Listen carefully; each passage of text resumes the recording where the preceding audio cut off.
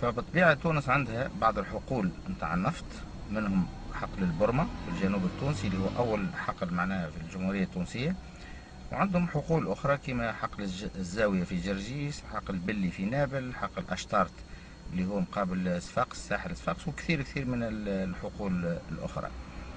فتونس هي معناها بلاد معناها عندها إنتاج نتاع نفط، وحسب اعتقادي انا وحسب خبرتي في النفط في البترول، لان انا اساسا فهمت لا انا اشتغلت حوالي 20 سنه في ميدان النفط.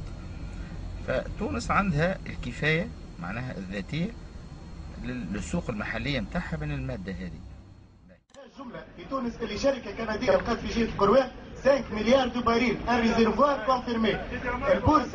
البورصه نتاع الشركه هذه الاسهم نتاعها طلعت ب 20%، اللي عليها ما قالش عليها جمله. ايش معناها 5 مليار دو باريل؟